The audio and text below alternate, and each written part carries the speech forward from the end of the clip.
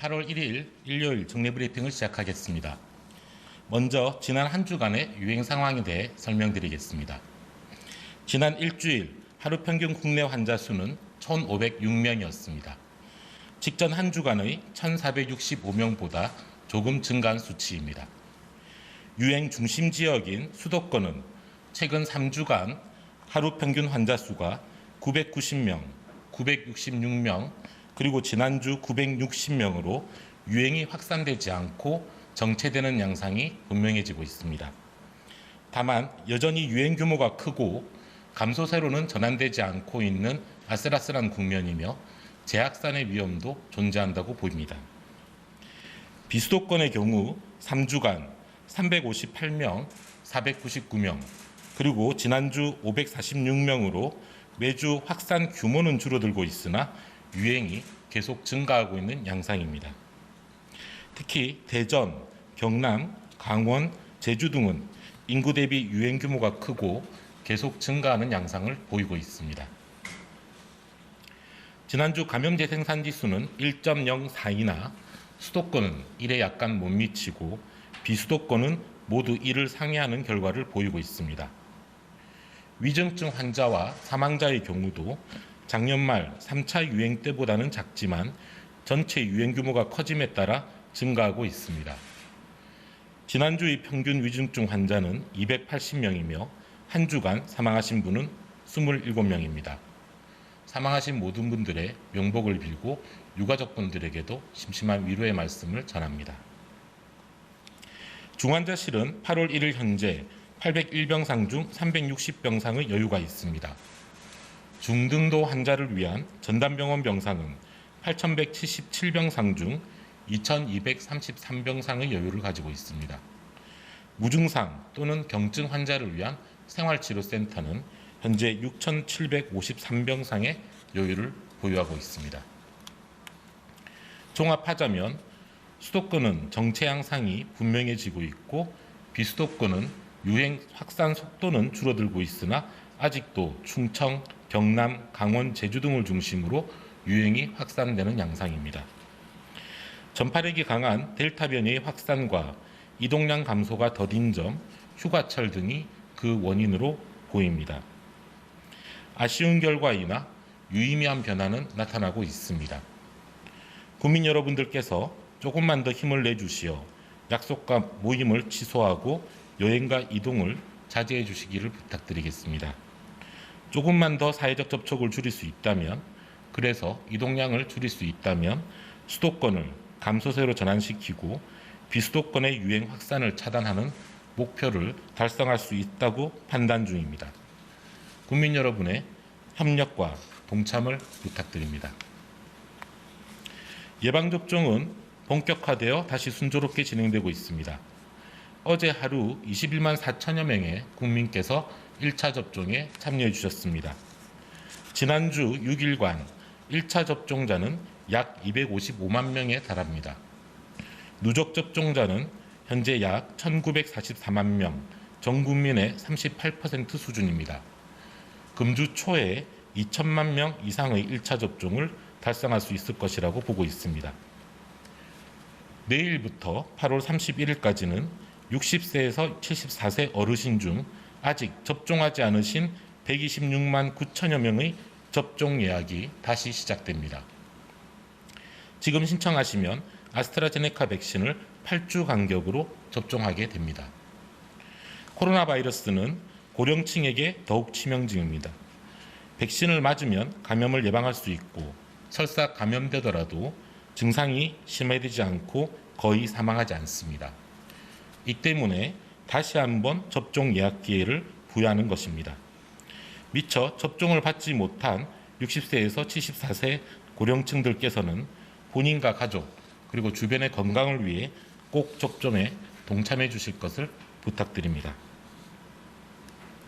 8월 3일 화요일부터는 지자체가 자율적으로 선정한 사회 필수 인력이나 감염위험시설 근무자 등 약 200만 명에 대한 접종 예약도 시작됩니다. 그리고 18세에서 49세까지 일반 국민 1,777만 명에 대한 접종 예약도 8월 9일부터 순차적으로 진행될 것입니다. 이외에 의료기관에 입원 중인 환자와 보호자, 발달장애인, 거리 노숙인, 미등록 외국인 등에 대한 접종도 8월 중 본격적으로 시작됩니다. 자세한 접종 예약 방법과 일정은 지난 금요일 브리핑과 보도자료를 참고해 주시기 바랍니다. 예방접종이 본격적으로 확대됨에 따라 코로나19의 전파 속도는 느려질 것이고 중증화 정도와 사망률은 더욱 떨어질 것입니다. 국민 여러분들께서는 안내드리는 일정에 따라 접종에 참여해 주실 것을 거듭 부탁드리겠습니다. 어제까지 코로나19에 감염되었던 청해부대원 272명 중 265명이 건강한 모습으로 퇴원하였습니다. 퇴원한 부대원들은 모두 자택 또는 부대 내에서 현재 휴식을 취하고 있습니다. 퇴원하지 못한 7명은 경미한 증상이 있어 추가적으로 진료를 받고 있는 중입니다. 음성 판정을 받고 격리 중이었던 29명은 내일 PCR 진단검사를 다시 실시할 예정이며 음성이 나오는 경우 오는 3일 격리가 해제됩니다. 정부는 청해부대원 전원이 건강하게 일상으로 돌아갈 수 있도록 끝까지 최선을 다하겠습니다. 임시선별검사소에서 폭염으로 고생하는 방역 인력들이 휴식을 취할 수 있도록 냉방 기능을 보유한 회복지원버스를 지원하고 있습니다. 현재 경찰청, 소방청, 행안부 등의 지원으로 22대의 회복지원 차량을 임시선별검사소에 배치하였습니다.